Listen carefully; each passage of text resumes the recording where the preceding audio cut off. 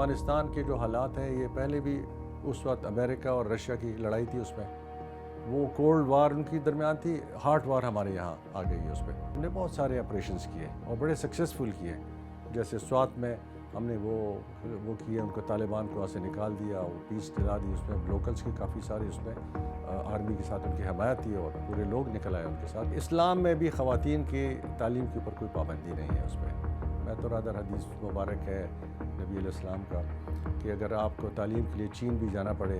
تو آپ چین چلے جائیں.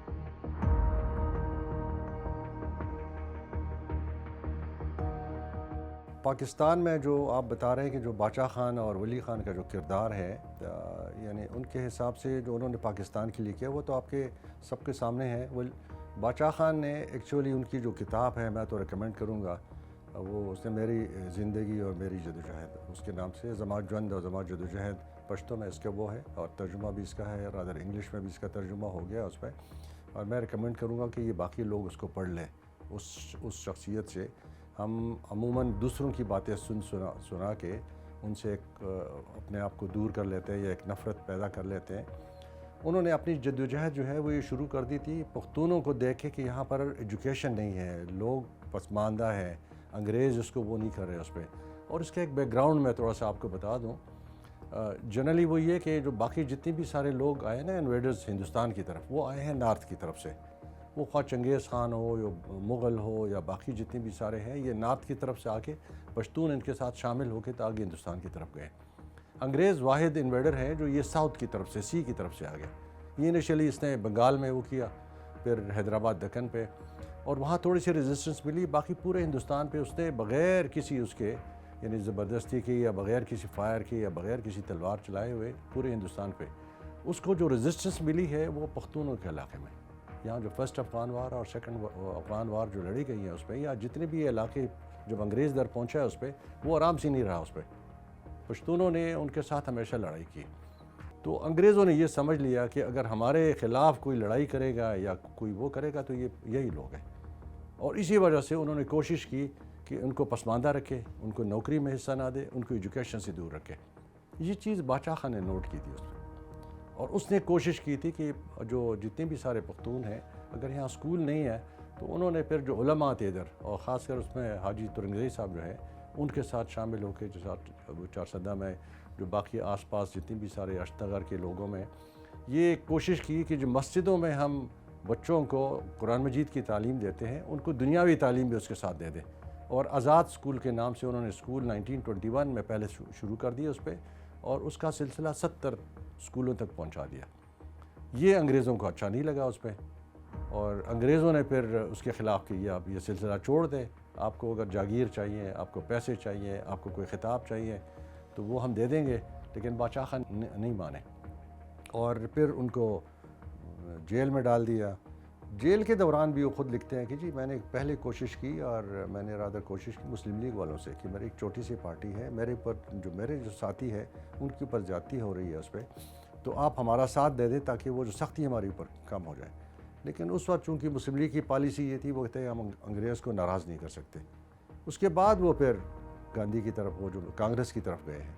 اور نہرو ادھر آ گئے تھے اور انہوں نے پھر ساتھ دیا، اور اس وجہ سے اس کی کمی ہو گئی تھی. تو یہ ایک غلط فہمی انیشلی لوگوں کو یہی ہے کہ جی یہ اسٹریٹ اوے ادھر گئے کانگریس کے پاس. تو اسٹریٹ اوے وہ کہتے ہیں میں نہیں گیا، میں نے کوشش کی تھی کہ مسلم لیگ والے آ کے، دو بڑے پارٹی ہیں، مسلم لیگ ہے اور کانگریس ہے، ایک بڑی پارٹی ہمارے اوپر ہاتھ رکھ لے تاکہ جو میرے ساتھیوں کو نقصان ہو رہا ہے اس پہ وہ کم ہو جائے اس پہ. تو وہ انہوں نے نہیں کی، کیونکہ وہ تعلقات وہ کہتے ہیں کہ انگریزوں کے خلاف آپ کے ساتھ نہیں کھڑے ہو سکتے. لیکن کانگریس والوں نے کہا کہ نہیں جی ہم کھڑے ہوں گے آپ کے ساتھ. تو ایک تو ریزن وہ یہ تھی. دوسری یہ کہ وہ جو پاکستان کی جو جدوجہد ہے وہ انگریزوں کے خلاف، اس میں تو باچا خان کے سارے وہ شامل ہیں اس پہ. اس نے اس ملک کے لیے، وہ آزادی کے لیے بڑی کوشش کی، اور جب یہ ملک بنا تو سب سے پہلے وہ پھر گئے قائد اعظم کے پاس کراچی میں، اور ان کو بتا دیا کہ جی ٹھیک ہے، میں اکیلے نہیں تھا کہ جو پاکستان کی وہ کی، جماعت اسلامی نے بھی ان کی مخالفت کی تھی اس وقت، جمعیت علماء ہند جو ہے انہوں نے بھی مخالفت کی تھی، مولانا ابوالکلام آزاد، بہت سارے لوگ ایسے تھے جو اپنے دلائل دے رہے تھے کہ جی اس طرح مسلمان تقسیم ہو جائیں گے. تو وہ ان کا بھی ایک رائے تھی اس پہ. لیکن ان کو پھر قائد اعظم کو بتا دیا کہ جی جب ایک اب پاکستان بن گیا تو اب میں پاکستان کا حامی ہوں، اور میں چاہتا ہوں کہ جی آپ ادھر آ جائیں. لیکن وہ بدقسمتی سے اور لوگ درمیان میں آ گئے، اور قائد اعظم کی وہ جو وزٹ تھی ادھر وہ میٹرلائز نہ ہو سکی. تو یہ تو سارا پوری جو اس کا بیک گراؤنڈ ہے وہ ٹوٹل یہی ہے کہ باچا خان نہ اس ملک کے وہ تھے، نہ اس کے غدار ہیں، نہ ولی خان نے ایسی کوئی وہ کیا، بلکہ آپ اگر 1971 میں وہ دیکھیں تو ولی خان ایسے تھے جو چاہتے تھے کہ ایسٹ پاکستان سب سے پہلے وہ گئے تھے کہ جنہیں ان کو یہ حق دے دے، ہم وہ نہیں چاہتے ادھر تم اور ادھر ہم والی جو وہ ہے، یہ نعرہ انہوں نے نہیں لگایا، انہوں نے کہا نہیں یہ ایک ہی پاکستان ہے۔ تو کافی سارے ان میں ساتھ وہ ہے جنہوں نے پاکستان کی خدمت کی ہے۔ ہماری پارٹی کا موقف تو شروع سے یہی ہے، ہم تو شروع سے یہ کہہ رہے ہیں کہ ہماری جتنی بھی نیبرز ہیں ان کے ساتھ ہم پرامن رہنا چاہتے ہیں، کہ نہ وہ ہمارے یہاں دخل اندازی کریں، نہ ہم ان کے وہ کریں گے اس پہ۔ بدقسمتی ایسی تھی کہ جو افغانستان کے جو حالات ہیں، یہ پہلے بھی اس وقت امریکہ اور رشیا کی لڑائی تھی، اس میں وہ کولڈ وار ان کی درمیان تھی، ہاٹ وار ہمارے یہاں آ گئی ہے اس پہ، وہ درمیان میں ہم پھنس گئے اس میں، اور ابھی جو حالات خراب ہو رہے ہیں اس میں پھر چائنا اور رشیا ایک سائڈ پہ ہے اور امریکہ اور یورپ اور یا جو برطانیہ ہے وہ دوسرے سائڈ پہ ہے، اور حالات اتنے خراب ہو رہے ہیں کہ مجھے ڈر ہے کہ ہم پھر اسی حالات پہ نہ پہنچ جائیں جس طرح پچھلے حالات تھے۔ اس میں تھوڑی سی خرابی میں نے کہا تھا ہمارے لوکلز جو وہ ہے۔ اب اگر میں وہ سمجھتا ہوں کہ ہماری جو پالیسیز ہیں، ہم نے بہت سارے آپریشنز کیے اور بڑے سکسیزفل کیے، جیسے سوات میں ہم نے وہ کیے، ان کو طالبان کو وہاں سے نکال دیا، وہ پیس دلا دی، اس میں لوکلز کی کافی ساری اس میں آرمی کے ساتھ ان کی حمایت تھی اور پورے لوگ نکل آئے ان کے ساتھ اور ساتھ وہ کی۔ اس طرح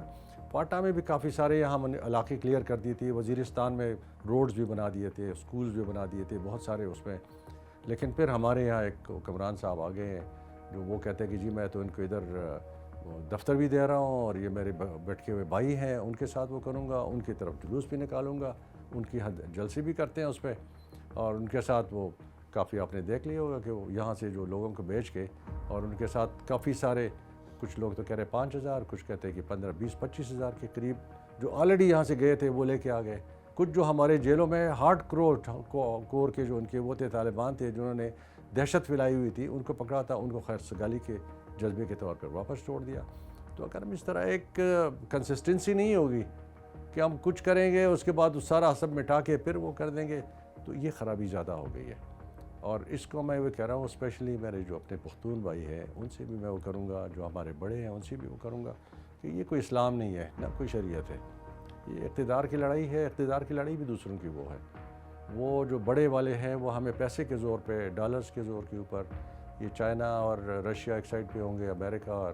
یورپ دوسرے سائڈ پہ ہوگا، لڑائی ادھر لڑیں گے، لوگ ہمارے مریں گے، نقصان ہمارا وہ ہوگا۔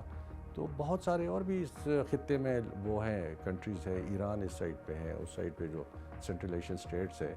وہاں حالات نہیں خراب ہوتے، ہم کیوں اپنے حالات خراب کریں، ہم اپنے ملک کو کیوں خراب کریں؟ تو یہ چند لوگ جو اس طرح کے نعرے لگا رہے ہیں، جو آدمی برا ہے، یہ گڈ اور بیڈ طالبان کی تو ہماری پارٹی پہلے سے ہو گئی، گڈ اور بیڈ کوئی نہیں ہے، جو بیڈ ہے وہ بیڈ ہے، جو گڈ ہے وہ گڈ ہے، جو گڈ ہے وہ سب کے لیے گڈ ہے، جو بیڈ ہے وہ سب کے لیے بیڈ ہے۔ یہ نہیں ہے کہ جو ایک میرے لیے گڈ ہے تو اس کے لیے بیڈ ہے، جو اس کے لیے گڈ ہے اور میرے لیے بیڈ ہے، تو یہ سلسلہ نہیں چلے گا۔ تو یہی ہماری پارٹی کی بھی پالیسی ہے، یہ بھی میری بھی درخواست ہے کہ اس قسم کی پالیسی اگر ہم کنسسٹنسی، ابھی مجھے وہ لگ رہا ہے انشاءاللہ کہ اگر اللہ کرے حالات خراب ہو گئے، کافی زیادہ وہ ہو گئے جو ہم نے قابو کر لیے تھے، لیکن ابھی اگر اسی رو پہ ہم چلے تو انشاءاللہ قابو پا لیں گے، یہ ملک ترقی کر لے گا، اس میں امن آ جائے گا انشاءاللہ، مجھے تو امید ہے۔ طالبان کی جو گورنمنٹ ہے آئی ہے، اس پہ جس طریقے سے بھی آئے ہیں، ایک گورنمنٹ ہے ان کی، اس سے انکار کسی کو نہیں ہے، ریکگنائز کسی نے نہیں کیا۔ میری ان سے بھی درخواست ہے، ہم وہ نہیں کرتے ہیں، ان سے بھی درخواست ہے کہ اسلام میں بھی خواتین کی تعلیم کے اوپر کوئی پابندی نہیں ہے اس پہ۔ میں تو رادر حدیث مبارک ہے نبی علیہ السلام کا کہ اگر آپ کو تعلیم کے لیے چین بھی جانا پڑے تو آپ چین چلے جائیں، تو میں تو یہ کہتا ہوں کہ چین میں کوئی اس وقت کوئی مذہبی تعلیم نہیں تھی اس پہ۔ جنگ بدر کی بھی مثال ان کے سامنے ہے کہ جو لوگ پڑھے لکھے لوگ تھے، انہوں نے کہا کسی ایک مسلمان کو یہاں کچھ پڑھا دے، کچھ لکھا دے، لکھائی سے وہ کر دے اور آپ وہ ہوں گے، فری ہوں گے، آپ جا سکتے ہیں اس پہ۔ تو یہ میں ان سے میری درخواست ہے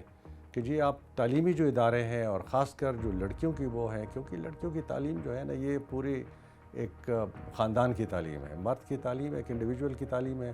اور ایک لڑکی کی تعلیم جو ہے نا ایک خاندان کی تعلیم ہے، بچے اس کی گود سے وہ آتے ہیں، وہ اگر ان کو وہ کریں گے تو پوری ایک قوم بنے گی۔ اور اگر اسی حساب پہ وہ لوگ نکالیں گے، یعنی تعلیم نہیں دیں گے، سپریشن کریں گے، تو ان کے اپنے لوگ ہیں، وہ کیسے وہ ترقی کریں گے، کیسے ان کے ساتھ وہ خوش ہوں گے، پھر وہ ریپریشن ہوگی۔ تو میری تو ان سے درخواست بھی یہی کہ بہرحال جس طرح بھی وہ آئے ہیں، ابھی ان کی ایک حکومت ہے، اور کوشش ان کو یہ کرنی چاہیے کہ لوگ ان کو شامل کریں، ریپرزنٹیشن ہو. اور ریپرزنٹیشن یہی ہوتی ہے کہ ایک جمہوری عمل ہے، جس طرح ایک سارے وہ ہوتے ہیں، یعنی بڑے بیٹھ کے ایک وہ بنا لیتے ہیں جو اسلامی نظام ہے، اس میں بھی ایسا ہی تھا کہ جو جتنی بھی سارے تھے وہ بیعت کرتے تھے اس پہ. پھر ایک جو طریقہ آ گیا جمہوریت کا کہ سب کو وہ دے دیے. تو ایٹ لیسٹ جس طرح ہمارے قبائلی علاقوں میں ایک وہ تھا کہ جو جس میں پڑھے لکھے لوگ تھے، ایٹ لیسٹ وہاں سے سٹارٹ کر دے. جو جتنے بھی سارے پڑھے لکھے لوگ ہیں، جو صاحب عقل اور ذی شعور اور اچھے ہیں، جن کو ہم سمجھتے ہیں کہ جی سوسائٹی کے نوٹیبلز ہیں، ان سے ایک وہ بنا کے ایک گورنمنٹ بنا لے تو پکی حکومت بن جائے گی. لوگوں کی وہ پھر یہ لوگ سمجھیں گے کہ جی اس میں ہمارا حصہ شامل ہے، تو مستقل بھی ہو جائیں گے اور انشاءاللہ امن بھی آ جائے گا.